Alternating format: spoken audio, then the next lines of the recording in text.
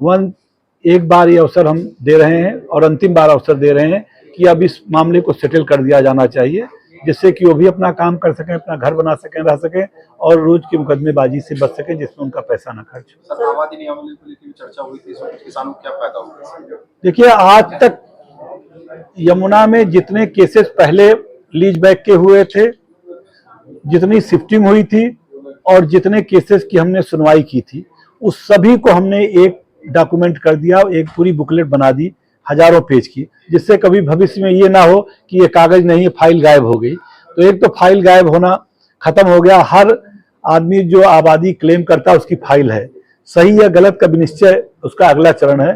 तो उसको हमने काफी लोगों को रिलीफ दिया, करीब 4 से लगभग 3.5 389 के लगभग संख्या है, लेकिन उसमें 2 बिंदु हमने ये लोग स्पष्टीकरण के लिए ले गए थे, जिसमें मेरा ये मत था कि आनुषंगिक उपयोग को भी जोड़ा जाए, क्योंकि अभी तक जो छूट दी जा रही है, जहां जहां आबादी जितनी जितनी बनी हुई उतनी दी जा रही है, जबकि घेर की प्रासंगिकता है गांव के संदर्भ में। और वो हमने कहा कि राजस्व संहिता 2006 में जो परिभाषा है और जो राजस्व विभाग ने एयरपोर्ट बनते समय शासनादेश जारी किया था, उसमें जो परिभाषा लिखी गई है, उसके आधार पर इन एरियाज को रिवाइज कर लिया जाए, जिसका जितना हक बनता है उतना दिया जाए, किसी का एक भी मीटर कम नहीं होना चाहिए। इस पे बोर्ड सहमत हो गया। दूसरी ये समस्या थी मेरे सामने कि उन लोगों को लाभ नहीं दिया जा रहा था जो कि जेपी के एसडीजेड के या जेपी के एलएफडी के एलआरटी थे, जो पहले मकान बना के रह रहे थे। जब उनको कब्जा दिया गया, जब फार्मूला 1 बना, तो वहां पर उनको तोड़ दिया गया और जगहों पर लोगों को तोड़ दिया गया मकानों को। तो 2012 के सेटेलाइट में उनका मकान, उनका निर्माण नहीं दिख रहा है। तो बाध्यता 2012 की उन गांवों के लिए खत्म कर दी गई जो जेपी के गांव हैं, जहां जेपी ने घर बनाए थे। तो आप 2004 से या जब भी किसी भी समय कोई निर्माण था और अथॉरिटी ने तोड़ दिया, तो उनको भी लीज में पाने का अधिकार है। तो सारे लोग, इससे काफी लोग लाभान्वित हो जाएंगे। उनका रिकमेंडेशन नहीं किया जा रहा था, तो उस बाध्यता को समाप्त कर दिया गया।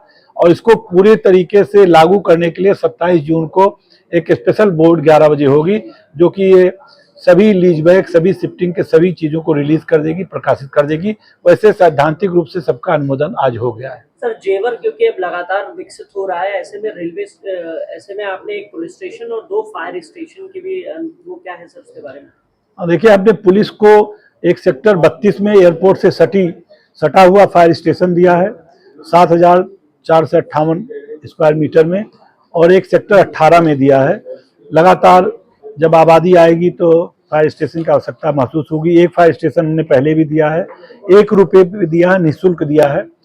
और एयरपोर्ट के अंदर एक थाना दिया है, जिसका ग्राउंड कवरेज और एफआईआर स्पेशल केस में बढ़ाया गया है, और वहां पर 2.5 एफआईआर दिया गया है और 60% ग्राउंड कवरेज दिया गया है, जिससे कि मल्टी स्टोरी बड़ा थाना बन सके। भविष्य में जैसे जैसे पैसेंजर्स बढ़ेंगे, उनके लिए थाने की व्यवस्था और पुलिस की व्यवस्था वहाँ की अनिवार्यता होगी।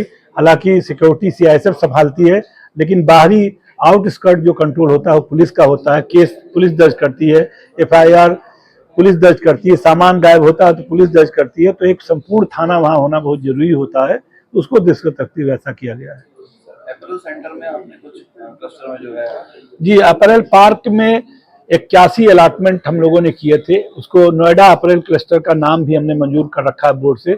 उसमें 65 लोगों की लीज हो गई थी, 65 क्लियर था, जिसमें 16 लोगों ने नक्शा पास कराया। केवल 7 ही लोग बना रहे हैं और बार बार ये बहाना लेते हैं कि 16 लोगों को चूंकि कब्जा नहीं मिला, इसलिए उनका काम रुका हुआ है। और जिन 16 लोगों को कब्जा नहीं मिला, कहीं 50 मीटर था, कहीं 60 मीटर था, कहीं 130 मीटर था, अगर हम चाहते तो उतना संशोधित लीज प्लान बना करके भी काम हो सकता था।